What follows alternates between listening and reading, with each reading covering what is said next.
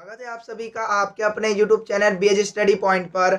और मेरा नाम है सूरज शाह। तो आज की इस वीडियो में हम बात करने वाले हैं भारतीय संविधान के बारे में, यानी इंडियन कॉन्स्टिट्यूशन के बारे में, जो कि आपके इंडियन पॉलिटी का काफ़ी इंपॉर्टेंट टॉपिक है। और इस टॉपिक से आपके एग्जाम में 100% क्वेश्चन आते हैं, चाहे आप किसी भी एग्जाम की प्रिपरेशन कर रहे हो, चाहे आप अपने स्कूल लेवल के एग्जाम की प्रिपरेशन कर रहे हो या फिर state PCS, UPSC, SSC, railway जैसे एग्जाम की प्रिपरेशन कर रहे हो। आपके हर एग्जाम के लिए ये टॉपिक काफ़ी ज़्यादा इंपॉर्टेंट है, तो इसलिए इसको समझना काफ़ी इंपॉर्टेंट हो जाता है आप सभी के लिए। बहुत से स्टूडेंट्स को ये टॉपिक काफ़ी ज़्यादा लेंदी और कठिन लगता है। इसका मेन रीज़न ये है कि आपको इंडियन कॉन्स्टिट्यूशन को किस तरीके से पढ़ना है उसका तरीका आपको नहीं पता, जिसके कारण आपको ये टॉपिक काफ़ी ज़्यादा लेंदी और कठिन लगने लगता है। लेकिन आज की इस वीडियो में हम इसी लेंदी और कठिन टॉपिक को बिल्कुल ईजी तरीके से समझेंगे, और वीडियो को एंड तक जरूर देखना, तभी आपको ये सारी चीज़ें समझ में आएंगी। तो आइए स्टार्ट करते हैं वीडियो को। तो आज की इस वीडियो में हम जानेंगे कि भारतीय संविधान क्या है, इसके पार्ट्स कितने हैं, अनुच्छेद कितने हैं, अनुसूचियाँ क्या है, और मूल संविधान। मूल संविधान का मतलब होता है जब संविधान बना था तो उस समय इसके कितने पार्ट्स थे, कितने अब हो चुके हैं, इन सभी को आज की इस वीडियो में हम जानेंगे। बहुत से बच्चों का ये डाउट रहता है कि हमें किस तरीके से पढ़ना है, एग्जाम में क्वेश्चन किस तरीके से पूछे जाते हैं। तो उन सभी को आज की इस वीडियो में हम डिस्कस करेंगे कि आर्टिकल्स, पार्ट्स और शेड्यूल्स में क्या अंतर होते हैं, कितने पार्ट्स होते हैं, कितने अनुच्छेद होते हैं, कितने शेड्यूल्स होते हैं, उन सभी के बारे में आज की इस वीडियो में हम बात करेंगे।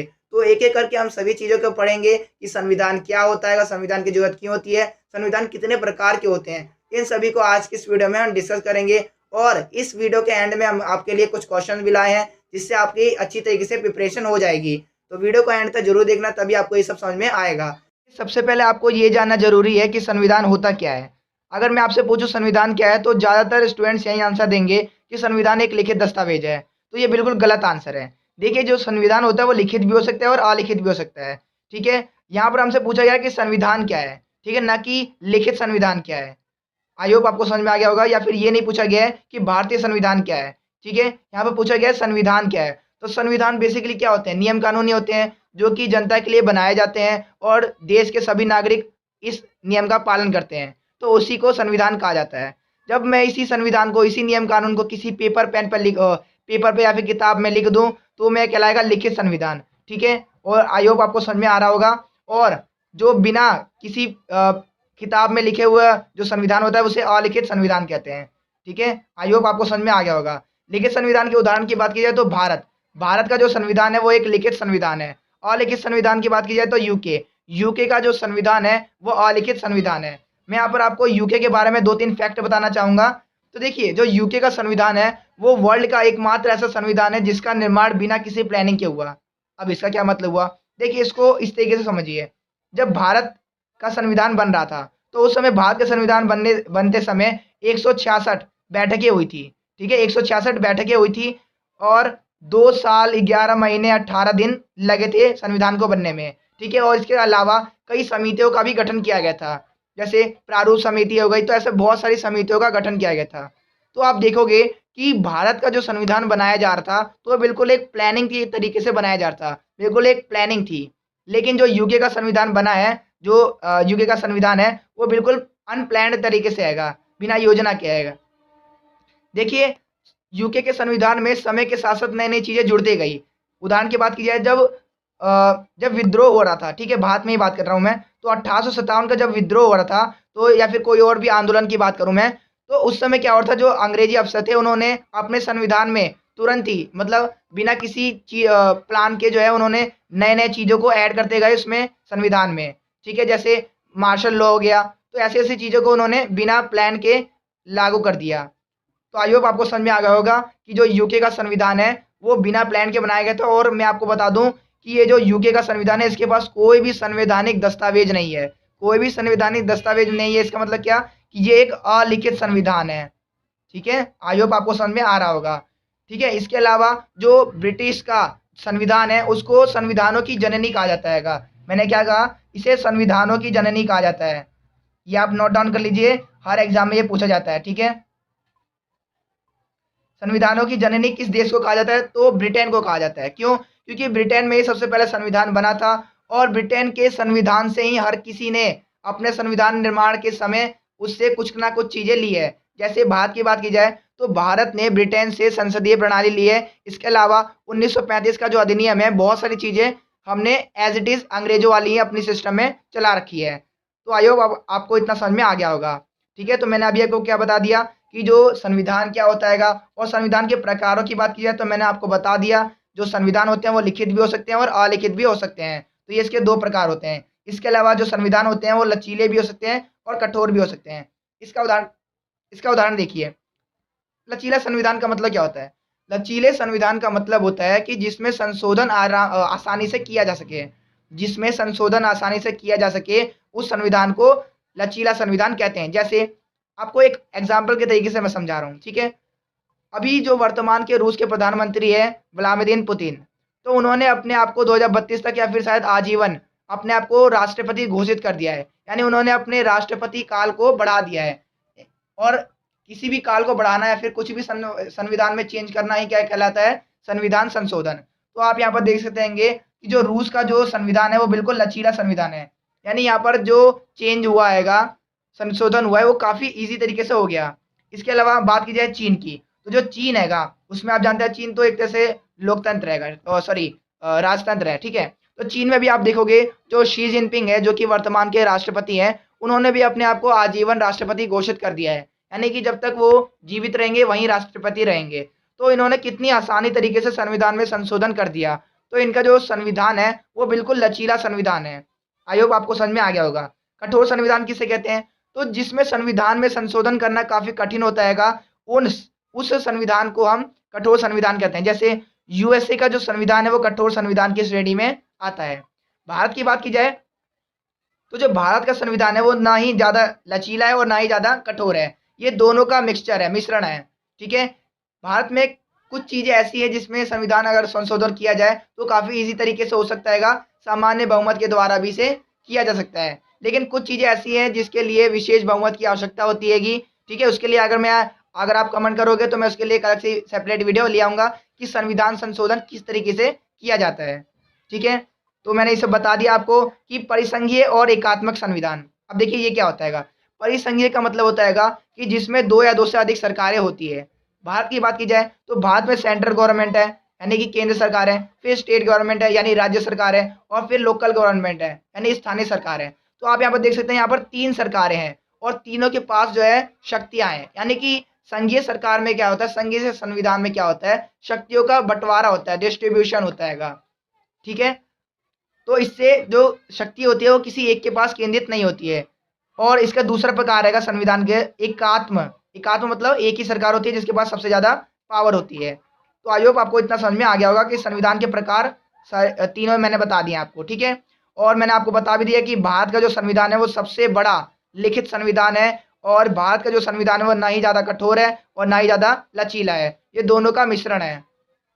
तो अब बात करते हैं भारत के संविधान के बारे में। ठीक है, कि भारतीय संविधान किसे कहते हैं। तो देखिए बिल्कुल मैंने आपको बता दिया है कि संविधान क्या होता है। जो नियम कानून है उन्हीं को संविधान कहा जाता है। भारतीय संविधान की बात की जाए तो मैंने अभी आपको बताया था कि जो भारत का संविधान है वो एक लिखित संविधान है। तो इसमें डेफिनेशन भी ऐसी ही बन जाएगी कि भारत का संविधान एक लिखित संविधान है, लिखित दस्तावेज है जिसमें सभी नियम कानून लिखे होते हैं और देश की जनता उन नियम कानूनों का पालन करती है। आई होप आपको समझ में आ गया होगा। तो अब बढ़ते हैं अपने अगले स्लाइड की ओर। तो देखिए अब हम समझेंगे कि भारतीय संविधान में हमें पढ़ना क्या क्या होता है।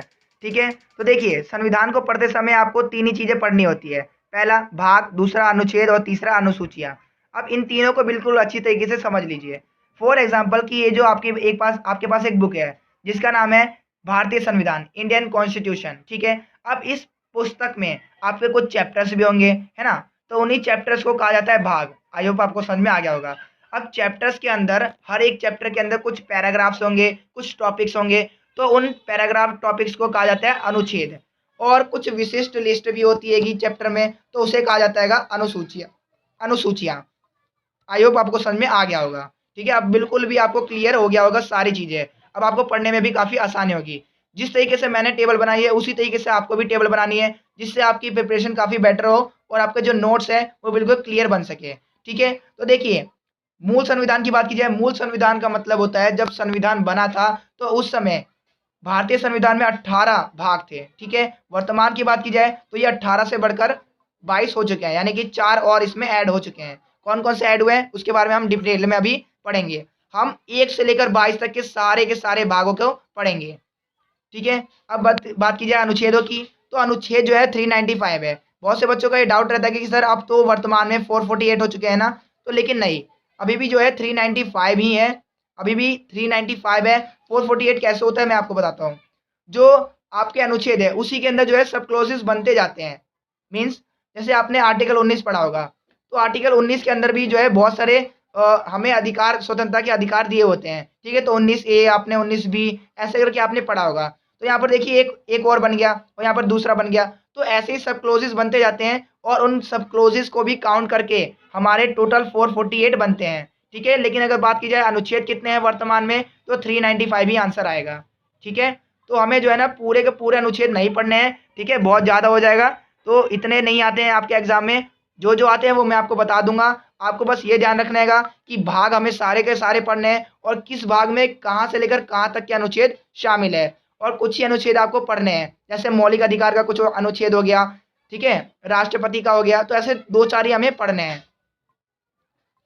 तो अब बात करते हैं शेड्यूल्स की। शेड्यूल्स मतलब अनुसूचियों की। तो देखिए मूल संविधान में हमारे, यानी जब संविधान बना तो उस समय हमारे संविधान में 8 अनुसूचियां थी, जो कि वर्तमान में बढ़कर 12 हो चुकी है।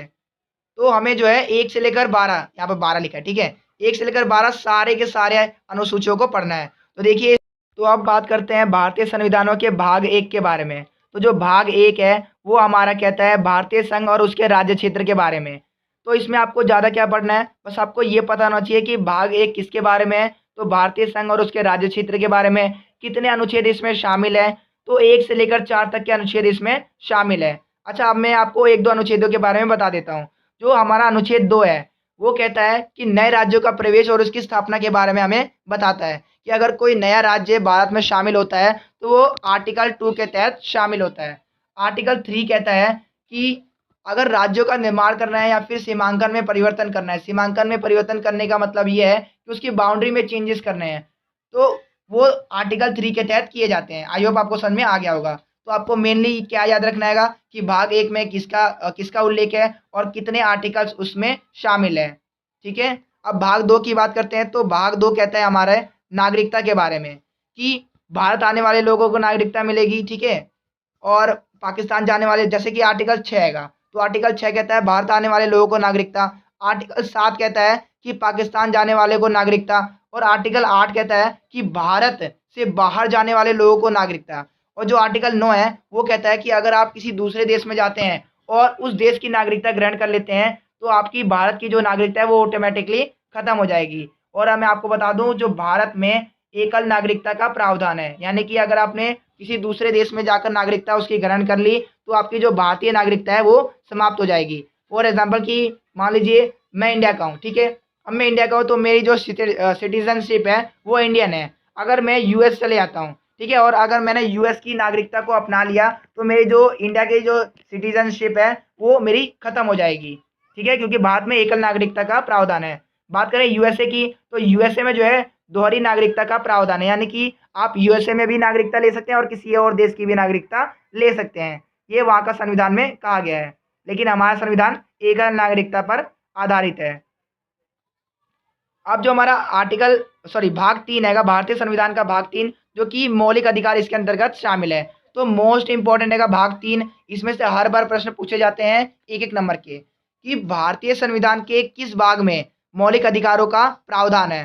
तो भाग 3 में मौलिक अधिकारों के बारे में बताया गया है। कौन से आर्टिकल तक, तो आर्टिकल 12 से लेकर आर्टिकल 35 तक के जो मौलिक अधिकार है उसको भाग 3 के अंदर शामिल किया गया है। तो आपको पता ही होगा हमारे 6 मौलिक अधिकार होते हैं। पहला समानता का अधिकार, जो कि हमारे अनुच्छेद 14 से लेकर 18 तक होते हैं। जो दूसरा है वो स्वतंत्रता का अधिकार, जो कि हमारे अनुच्छेद 19 से लेकर 22 तक होते हैं। तीसरा है शोषण के विरुद्ध अधिकार। ठीक है, तो ये सभी अधिकार आपको पता ही होंगे। ठीक है, अगर आपको नहीं पता है तो आप याद कर लीजिए। ठीक है, क्योंकि इसमें से काफ़ी इंपॉर्टेंट क्वेश्चन पूछे जाते हैं। और इसके अलावा आपको ये भी पता होना चाहिए कि जो मौलिक अधिकार है, मैंने अभी आपको पहले ही स्लाइड में बताया था कि भारत ने अलग अलग देशों से अपने संविधान के निर्माण के समय चीज़ें ली थी, इसलिए भारतीय संविधान को उधार का थैला भी कहा जाता है। तो जैसे कि मैंने आपको बताया कि जो संसदीय प्रणाली है, संसदीय प्रणाली भारत ने ब्रिटेन से ली थी, ऐसे ही जो मौलिक अधिकार है वो भारत ने यूएसए से ली थी, यानी अमेरिका से ली थी। आपको ये पता होना चाहिए, एक एक नंबर में पूछे जाते हैं।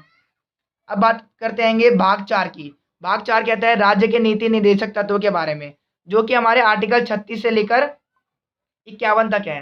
अब भाग 4 के अंदर ही आता है 4A। देखिए अब यहाँ पर भाग 4 है ना, और उसका एक सब क्लोज बन गया 4A, तो 4 सब क्लोज A। तो इसमें जो आपका मौलिक कर्तव्य है वो शामिल है। अब मौलिक कर्तव्य का प्रावधान कौन से अनुच्छेद में है, तो 51A में इसका प्रावधान है। अब आपको ये पता होना चाहिए जो मौलिक कर्तव्य है ये हमने रूस से लिया है, ठीक है, रूस के संविधान से ये लिया गया है। हमारे टोटल 11 मौलिक कर्तव्य है। अगर आपको ये नहीं पता है तो आप किसी भी एनसीईआरटी बुक को खोलिए और आपको पहले तीसरे पन्ने पे मिल जाएगा, ठीक है। और आपको ये भी पता होना चाहिए कि जो मौलिक कर्तव्य है वो 42वें संविधान संशोधन के द्वारा संविधान में जोड़ा गया था। भारतीय संविधान के भाग 5 की ओर, तो भारतीय संविधान के भाग 5 में संघ के बारे में बताया गया है, ठीक है। और भाग 6 में राज्यपाल और राज्य कार्यपालिका का उल्लेख है। भाग 7 को 7वें संविधान संशोधन के तहत 1956 में निश्चित कर दिया गया था। भाग 8 में केंद्र शासित प्रदेशों का उल्लेख है। और भाग 9 काफ़ी ज़्यादा इंपॉर्टेंट है, मोस्ट इंपॉर्टेंट, इसमें से ही प्रश्न पूछे जाते हैं, ठीक है।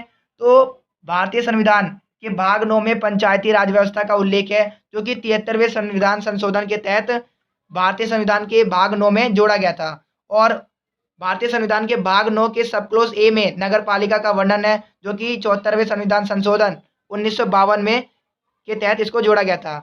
और भाग 9B में हमें सहकारी समितियों का उल्लेख मिलता है, जो कि 97th अमेंडमेंट एक्ट के तहत भारतीय संविधान में जोड़ा गया था। भाग 10 की बात की जाए तो भाग 10 में SC/ST क्षेत्र के बारे में बताया गया है। अब बढ़ते हैं भाग 11 की तरफ। तो भाग 11 काफ़ी इंपॉर्टेंट है। इसमें केंद्र राज्य संबंधों का उल्लेख मिलता है, जिसमें विधायी संबंध, प्रशासनिक संबंध और वित्तीय संबंधों का उल्लेख है। तो विधायी संबंधों का उल्लेख है, ठीक है, जो कि यहाँ पर अनुच्छेद आप देख सकते हैं।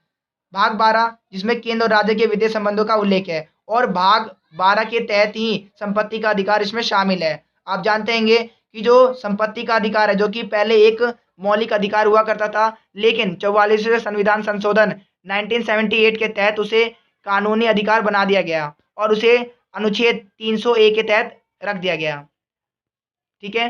भाग 13 भारत के राज्य क्षेत्र में भीतरी व्यापार का उल्लेख मिलता है इसमें, ठीक है।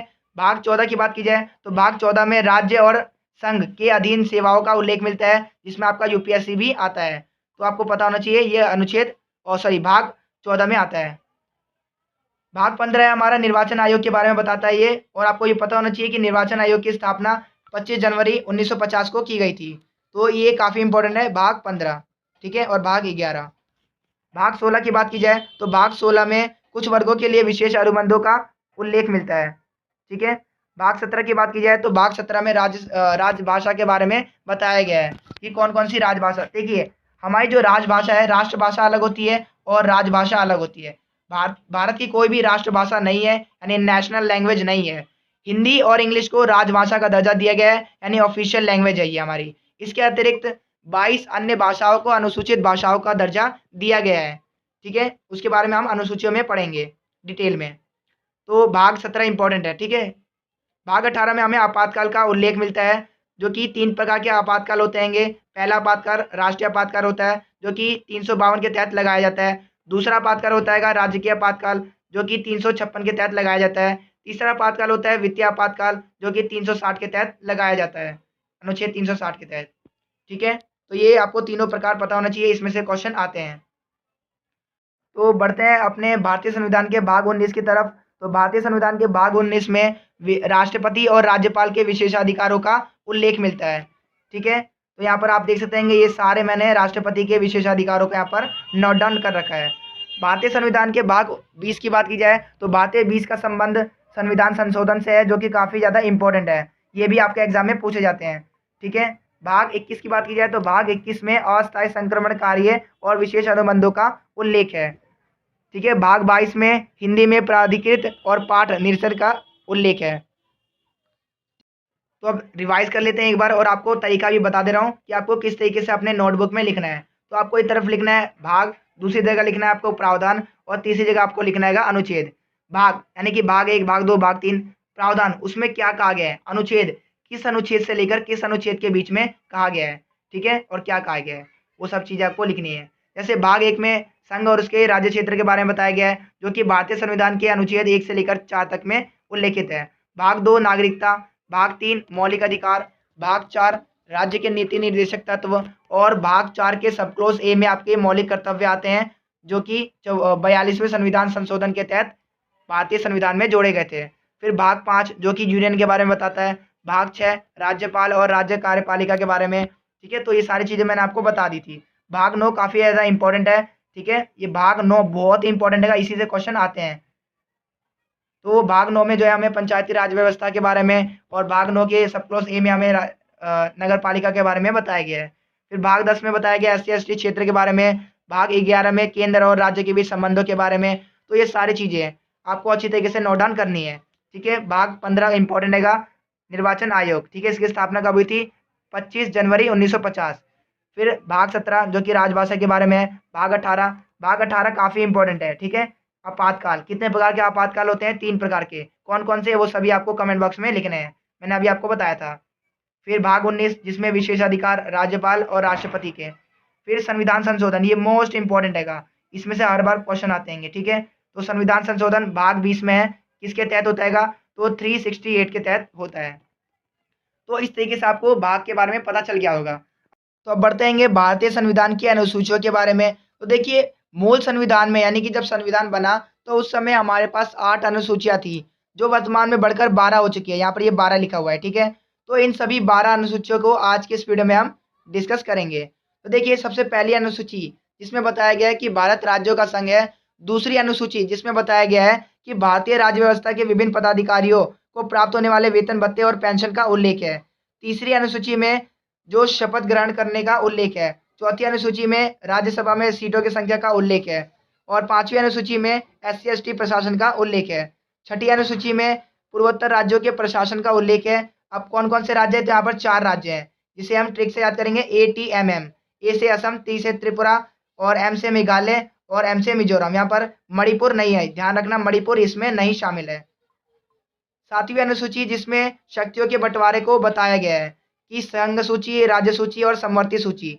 संघ सूची क्या होती है? तो ऐसे विषय जिन पर केंद्र सरकार कानून बनाती है, वो सभी विषय संघ सूची के विषय होते हैं। राज्य सूची ऐसे विषय जिस पर राज्य सरकार कानून बनाती है, वो सभी विषय जो है राज्य सूची के अंतर्गत आते हैं। समवर्ती सूची ऐसे विषय जिन पर केंद्र सरकार और राज्य सरकार दोनों ही कानून बना सकती है, तो वो समवर्ती सूची के अंतर्गत आती है। अगर दोनों ही इस पे बना सकती है, तो ऐसे में अगर दोनों के बीच में डिबेट हो जाती है, तो ऐसे में जो केंद्र सरकार के द्वारा बनाया गया कानून होगा, वो सर्वमान्य कानून होगा। आपके एग्जाम में ये भी पूछा जाता है कि संघ सूची में जब संविधान बना तो उस समय कितने सूची थी, कितने इसमें विषय शामिल थे। देखिए, शुरुआत में तो इसमें 97 थे, जो कि वर्तमान में बढ़कर 98 हो चुके हैं। ये थी संघ सूची में। राज्य सूची की बात की जाए तो मूल संविधान में बात की जाए तो 66 थे, जो कि वर्तमान में बढ़कर 62 हो चुके हैं, घटकर। और समवर्ती सूची की बात की जाए तो 47 थे, जो कि बढ़कर अब 52 हो चुके हैं। तो यहाँ पर आपके यहाँ पर विषय भी लिख रखेंगे, कौन कौन से विषय हैं, तो आप यहाँ पर पढ़ सकते हैं। बात करते हैं भारतीय संविधान की अनुसूची 8 के बारे में, जिसमें 22 भाषाओं का उल्लेख है। तो देखिए, हमारे संविधान में, यानी कि जब संविधान बना, मूल संविधान, तो उसमें 14 भाषाएं थी, जो कि वर्तमान में बढ़कर 22 भाषाएं हो चुकी है। कौन कौन सी भाषाएं बढ़ी है, तो उसके बारे में देख लेते हैं। तो देखिए, 21वां संविधान संशोधन हुआ था 1967 को, जिसमें सिंधी भाषा को 15वीं अनुसूचित भाषा बना दी गई थी।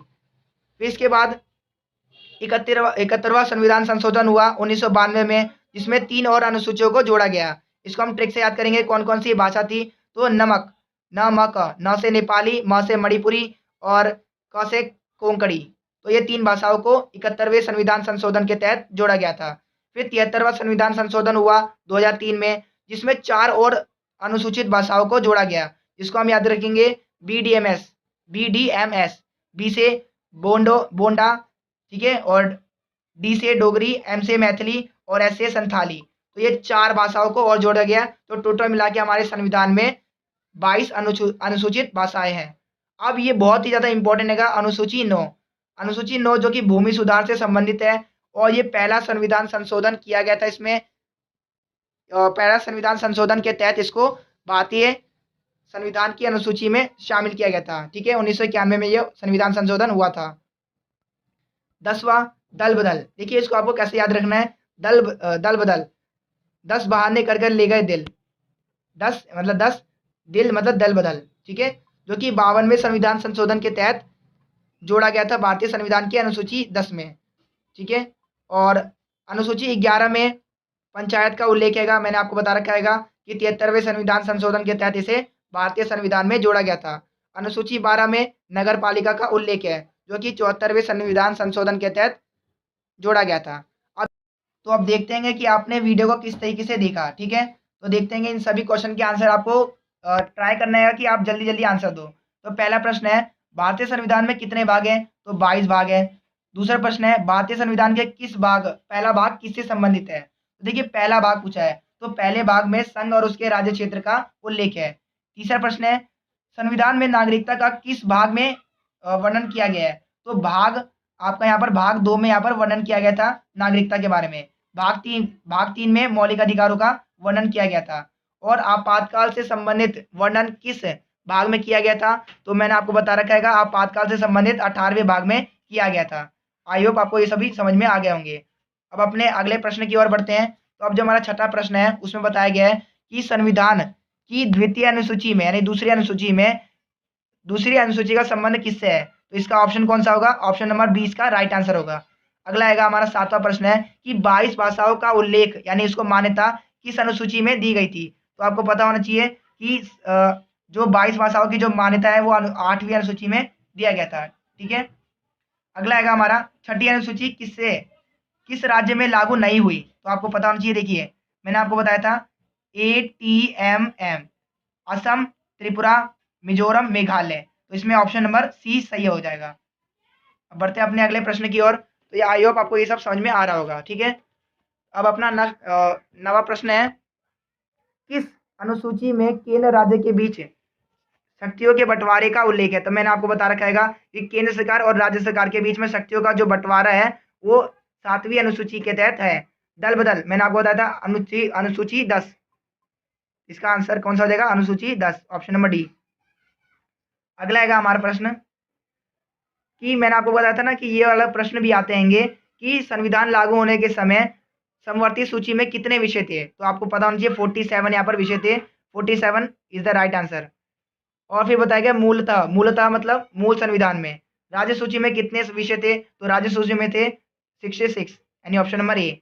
अगला आएगा हमारा कि मूलतः यानी कि जब संविधान बना तो उस समय संघ सूची में कितने विषय थे? तो वो 97 थे। ठीक है, तो ऑप्शन नंबर 20 का करेक्ट आंसर हो जाएगा। तो आई होप आपको वीडियो पसंद आई हो। अगर आपको वीडियो पसंद आई हो तो इसे ज़्यादा से ज़्यादा शेयर करें। और thank you for watching this video.